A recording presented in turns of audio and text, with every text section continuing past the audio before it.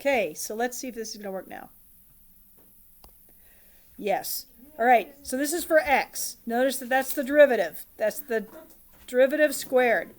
If I want y, in terms of y, we integrate from c to d because there are different limits of integration. Square root of, guess what? It's 1 plus, now the function's in terms of y, so I'm going to write it different. It's the derivative with respect to y, dy. We could also write this as the integral from a to b of square root, if you want to memorize one formula, plus f prime of x dx. So you're either going to do this all in terms of x or all in terms of y. It depends on how the function is written. Oh, and guess what? It's basically, it has to be a function. So if something's not a function with respect to x, it might be a function with respect to y, in which case you do it with respect to y. So let me put a box around it, because y'all are going to memorize this. Is it pretty straightforward? Because is it just Pythagorean theorem where I got everything in terms of dy dx, in terms of the derivative, and so that's 1 plus every single time? Yes, I should. Thank you. Forgot to write the square. Square and square. Thank you. Oh, I can't imagine how I got distracted. Memorize.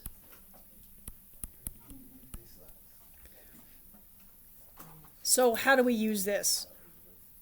Do you have, in order to be able to integrate this stuff anyway, do you have to know all your derivatives anyway? But this is a technique especially, if you can't take a derivative, you can't do anything. So example 1, oops, I want black. Example 1. Good thing today's lesson is short. How long is the graph, and right now we're just going to talk pure math. What would be the application if you have to find the length of something that is not linear?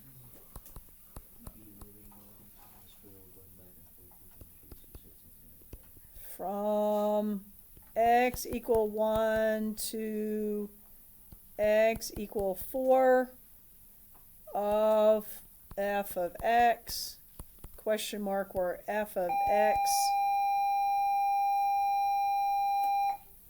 no, yeah, we've got f of x right there. It's y. Yes? We have that f of x is equal to x squared. Yeah? Okay. How do we find how long it is? When you look at it, when you see right here that you've got everything, your limits of integration in terms of x, you're doing from and to, does that tell you what it's in terms of? In terms, or with respect to, of x. So do I need f prime of x? So I need f prime of x. I need the derivative of x, my f of x with respect to x. What's the derivative of x squared? 2x. Everybody agree with that? So what's my arc length equal? My arc length equals the integral from 1 to 4 of the square root of 1 plus 2x squared. I can't write. dx.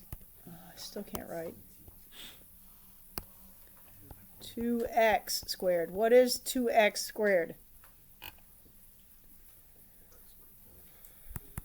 Here, 1 to 4 of the square root of 1 plus 4x squared dx. Can you integrate that? Nope. You don't know how to. It's not, U sub's not going to work. Most of the arc lengths, because when we get to doing arc length, the solutions we know how to do, none of our solutions work.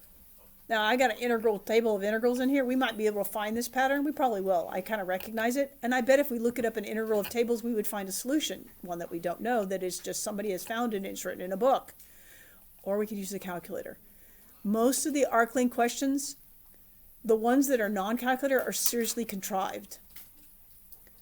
Those the ones you can do without a calculator are just seriously, they're really easy. Most of them are on the non-calculator, on the calculator section. So you would get a calculator and you would do math 9. 9's the definite integral.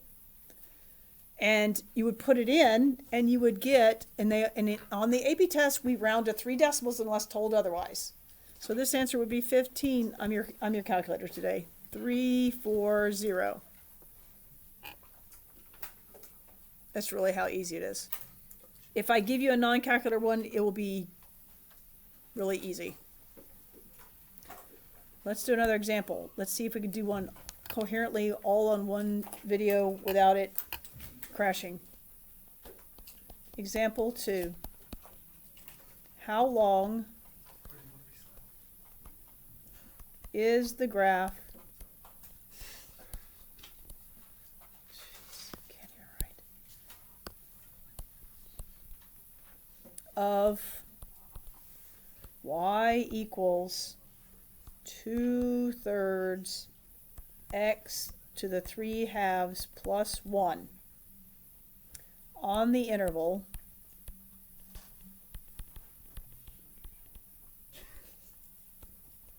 0 to 1.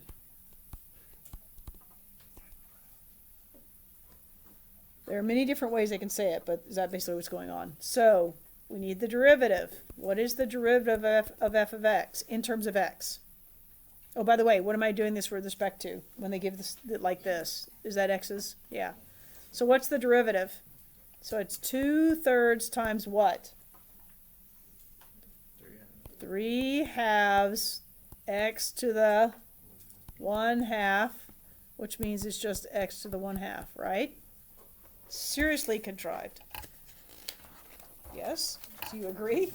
That is like seriously just... Okay, so now I have my arc length is equal to the integral from 0 to 1 of the square root of what? What's the formula? 1 plus square root of x squared what dx, which means it's the integral from 0 to 1 of the square root of 1 plus x dx. Can we do that with u sub? Yeah? Or if you don't need u sub, you don't have to. But if you need u sub, what's our u going to be? U is equal to 1 plus x. What's du equal? Dx. So I'm going to have, and your limits of integration, you would change them, right? What's u of 0? It's 1. What's u of 1? 2. So now my arc length is equal to 1 to 2, the square root of u du. So that's going to equal, what's the antiderivative of something to the half power? U to the what power? 3/2 divided by 3/2, which is the same as multiplying by 2/3, right? Evaluated from 1 to 2. The beauty of this is once you do the u sub, complete u sub, it does make the math a little easier because you've already done part of the math. So it's 2/3 times, if I put in 2 to the 3/2 power means it's the square root of 8, right? Everybody agree? Mm-hmm. Okay. And then minus put in 1, is it 1? Mm-hmm. Yeah. And you can distribute if you want, but that's the answer. You could simplify square root of 8. That's, square root of 8 is the same as 2 square root of 2, because 8 is 4 times 2, square root of 4 is 2. Agreed? So this would become 4 square root of 2 over 3 minus 2/3. And we're done. That's one, like I said, where it's really contrived, real simple. You could do that one without a calculator. You just tend to get down to right here and you could stop.